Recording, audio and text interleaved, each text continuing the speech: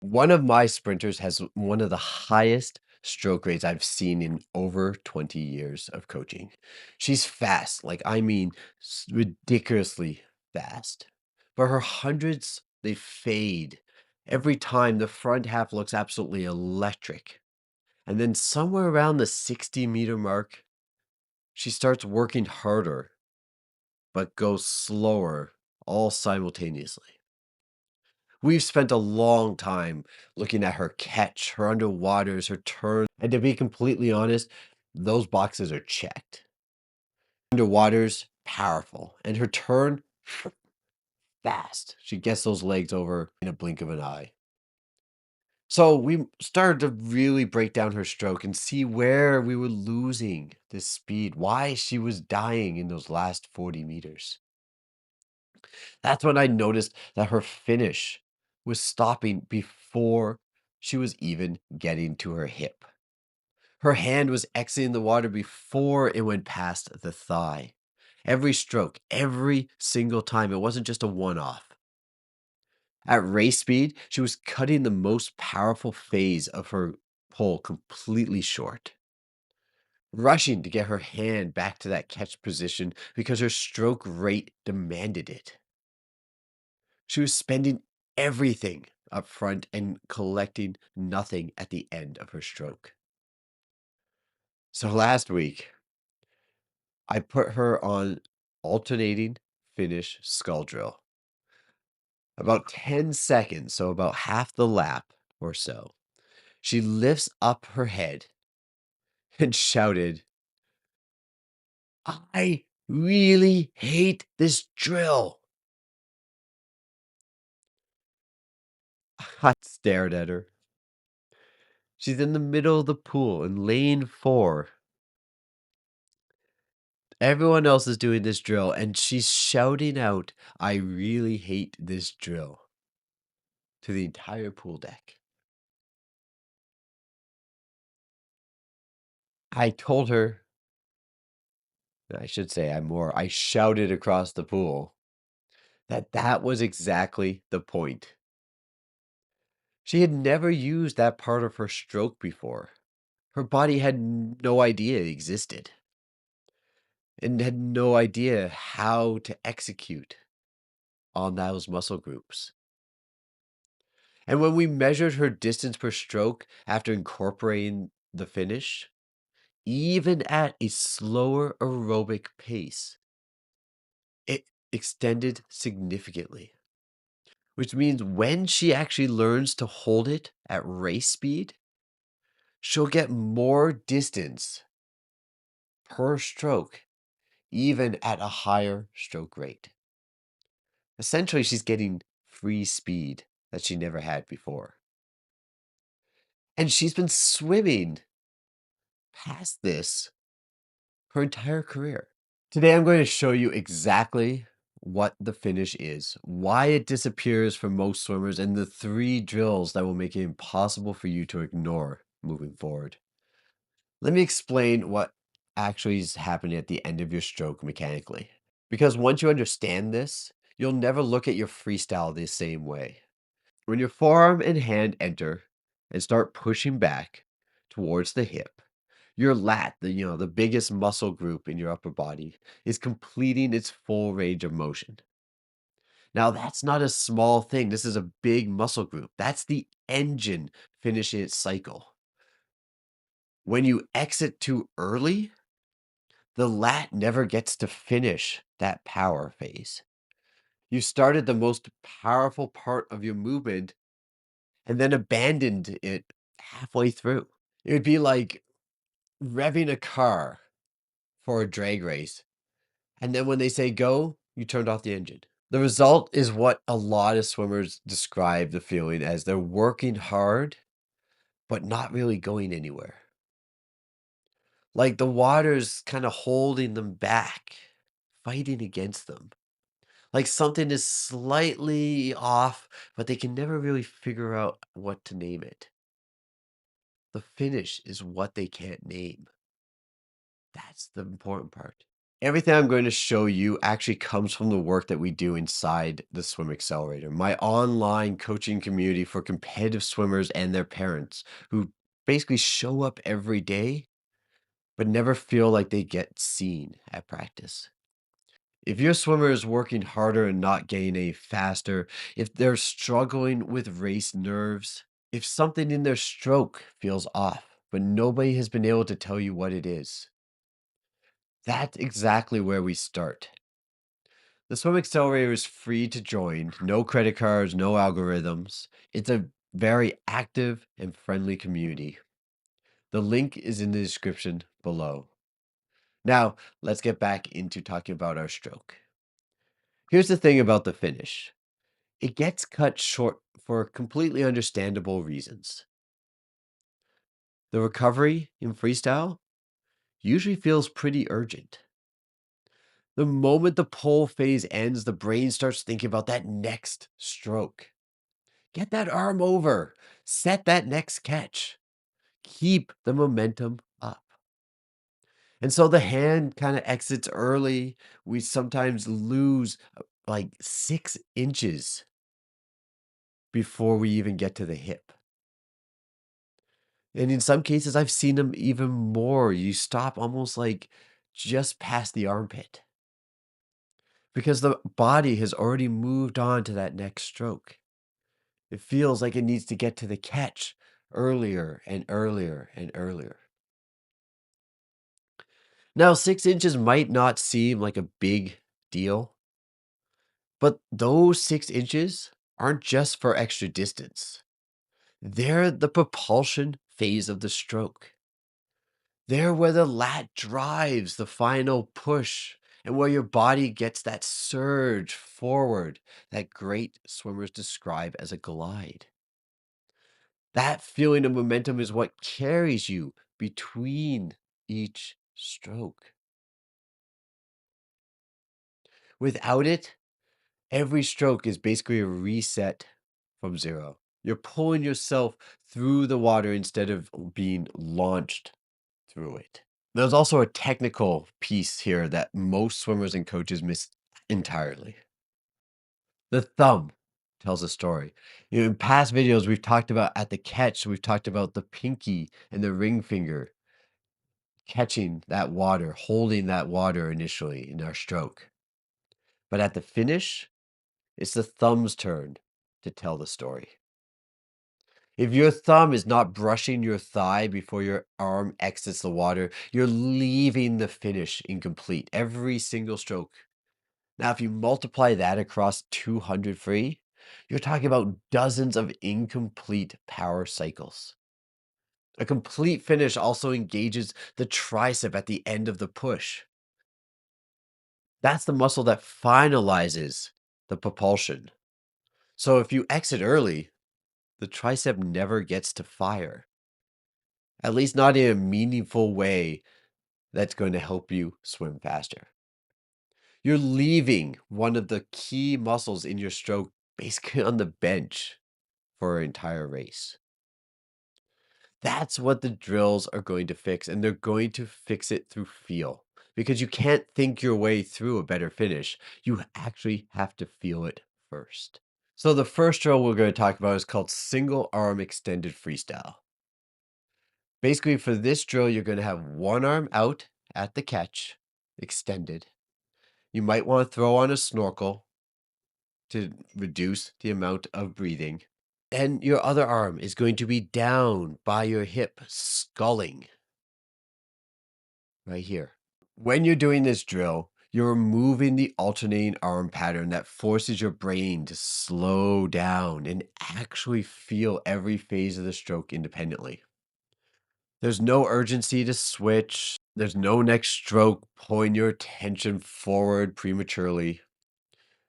What you're going to notice is one of two things. Either the finish feels natural and you realize you've actually been doing this correctly all along, or you're going to feel your arm wanting to exit well before it should, and you have to consciously push it through. That moment of resistance is the drill working. So here's how I would run this with my swimmers. We would do a series of 50s, 25 with our right arm out front, and then 25 with our left arm out front. Go slow. I'd have them put on their snorkels. The goal is not pace. The goal is feeling when your finish actually ends versus when your brain tells you it ends. The next drill is the one that my sprinter hated, which should tell you about everything you need to know why it works. Both arms are going to be at your side, elbows slightly bent, hands are near your hips, and you SCULL alternating. Right hand pushing back and out, left hand recovers, then switch. Left hand pushes back and out, right hand recovers. The motion is small, so the movement is slow, but the engagement is very specific. You're loading the tricep through the range of motion it needs to fire at the end of your freestyle finish. What you're going to feel is a burn in a place you probably don't feel during normal freestyle. And that's not really a coincidence. That's the muscle group that is cut from the finish. You basically have never, if you've never feel that burn in your triceps before, that means you've been cutting that finish and you've never engaged that muscle group. This drill also teaches you where your propulsion ends. When you SCULL past the hip and you feel the water pressure release, you found the exit point. That pressure, that resistance across your palm and forearm is what you're chasing in your full stroke. So do a full lap before each main set. Trust me, it's not going to be glamorous. The swimmers who do it consistently are the ones who stop losing the finish under fatigue. The third drill basically ties everything together, and it's one of my favorites to do. It's long dog freestyle. Sometimes I will refer to this as no recovery freestyle. Essentially, you're swimming freestyle, but instead of recovering your arms over the water, you let them drag back along your side just below the surface before bringing it forward again. The arm never leaves the water. It traces the full path of the finish and returns underwater every single time. This forces two things simultaneously. First, your arm has no choice but to complete the finish because the underwater recovery path begins when the finish ends. Second, it slows the entire stroke cycle down enough that your brain can actually process what's happening at each phase. The feeling swimmers have reported back on this is that the finish suddenly feels more obvious, not conceptual, but they can physically feel it. They feel the difference between exiting at 70% of a full stroke and completing that full stroke cycle. And once you feel that, you can't unfeel it. Now, to execute on this drill, I usually will do 75s. I'll go a little bit longer here. Basically, the first 25 is that long dog, pure drill. So nice and slow, nice and fresh. Then the middle 25 goes into more of a full stroke, deliberately thinking about the finish and holding that finish. But on the recovery, you can do hand drag drill. And then finally, that last 25 is a full freestyle stroke. Just swimming, being smooth, getting that full reach potential. What you'll find is the finish stays longer than it did before. That's the transfer happening in real time inside your brain, turning it into a habit. So at this point, you may be asking yourself, how do I take what you've felt in these drills and make it permanent in my full stroke? Well, that's a good question. I'll tell you, it's one cue. Just just one. Thumb to thigh before recovery. So if your thumb hasn't reached your thigh, you don't recover. And this is particularly important because as we get more and more fatigued throughout our races, we get shorter and shorter and shorter with our poles. Every stroke shortens. As much as we like to think, okay, I'm going to go long, I'm going to have a lengthy stroke here. As you fatigue, everything gets smaller. And that finish is the first thing that goes. We'll stay long out here in the front, but we will first get rid of that finish. We'll cut that part short. So think your one cue, thumb to thigh before recovery. That's it. Every single stroke, every single lap, not when you just remember it, but every single time. That could be in practice, that could be warm ups, that could be as you're cooling down after a race. Under fatigue in that back half of a 200, in the last 50 of a hard set, this is the first thing that's going to disappear. The arm will exit too early because the body is looking for shortcuts, ways to save energy, but it's not always making the right choices. The finish, because it doesn't feel wrong when you cut it, is always the first shortcut the brain will take. So the work isn't learning to finish. You probably already know what it should feel like. The work is training yourself to hold it when the effort gets hard. That's where the actual speed lives. When you complete your stroke, the lat fires through its full range and the tricep finalizes the push. You'll feel your body move forward differently. Not more effort differently, but with more efficiency. Like the water is actually working with you instead of against you. That feeling is what competitive swimming is supposed to feel like. It's why we can swim freestyle for so long in practice and have such long races in our swim meets. But if you've been exiting too early, you've been killing your speed, you've been working harder than you need to be. So after a week of working on those drills, my sprinter still hates that alternating finish skull drill. But she does it every session now. Does it on her own. If we do drills in warm up, that's the drill she goes to. Because she's felt what that finish is unlocking in her stroke. That extra surge, that extension, that feeling of the water actually working with her instead of against her. That's not just kind of the drill feeling. That's what freestyle is supposed to feel like. The finish has been there her entire career, but she's just never collected on it. And you may have never collected yours either. So go collect it. In your next session, try these drills out. Feel those triceps fire in your stroke.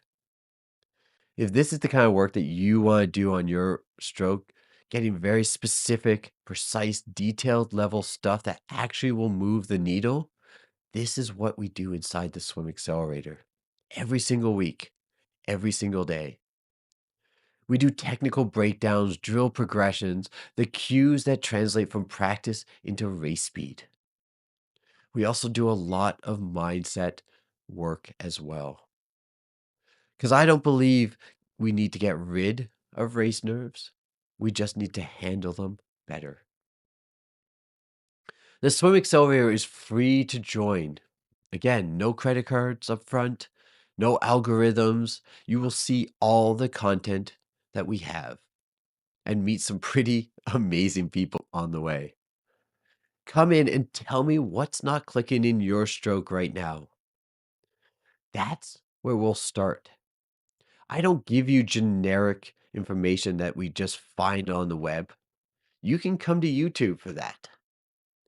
I will specify and tailor each piece of advice to you, the swimmer, or to your swimmer if you're a swim parent. So until next time, I'll see you between the laps.